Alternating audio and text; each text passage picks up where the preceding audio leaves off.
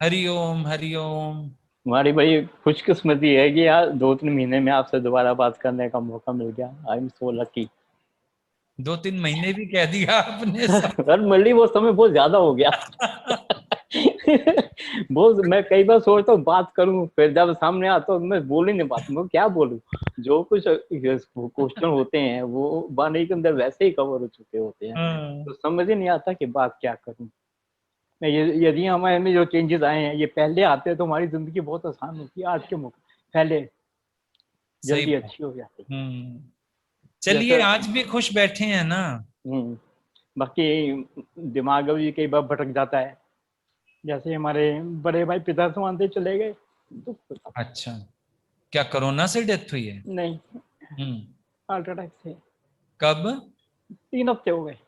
अच्छा, हम्म, तो क्या हुआ?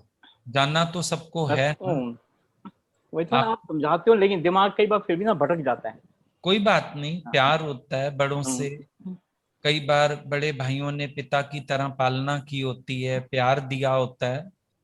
याद आना कोई बुरी बात नहीं है, हम्म, लेकिन याद करके उनके गुणों को अपनाने की कोशिश करें।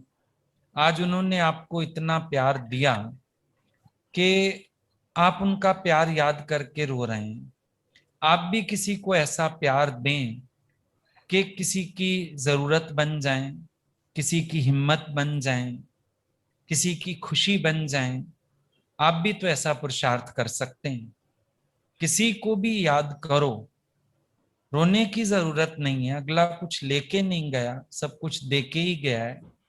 लेकिन जो गुण हमको याद आ रहे हैं, उन गुणों को हम अपने जीवन में अपनाने की कोशिश करें।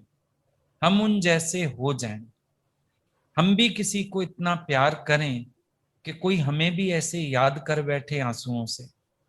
हम ऐसा किसी के काम आ जाएं, कोई हमें भी याद करके खुश होए कि जीवन में व्यक्ति मिला था तो ये मिला था।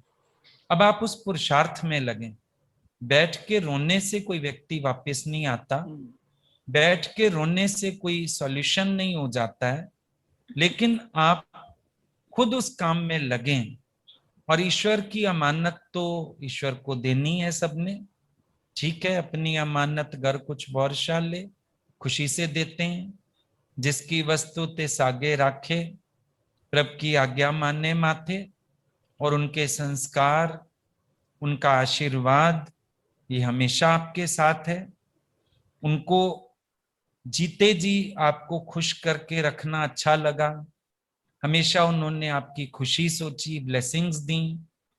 अब भी उनकी खुशी इसमें होगी कि आप एवर स्माइलिंग रहें। उन्होंने आपकी खुशी के लिए सब कुछ किया जिसको आज आप याद कर रहे हो। तब आप अगर रोएंगे तो आप उनकी करनी पे पानी डाल रहे हैं। रोने की जरूरत नहीं है। याद करिए, स्माइलिंग फेस रखिए और उनके आदर्शों को जीवन में अपना के अपने जीवन को भी वैसा बना लीजिए। अब तो आपके पास उनका आदर्श, उनकी सीख है, साथ ही साथ गुरु की दी हुई सीख भी है, गुरु का प्यार भी है। तो आप अपने को और बनाएं और अपनी जीवन को निखारते चलें। आप भी बहुत कार्य कर सकते हैं।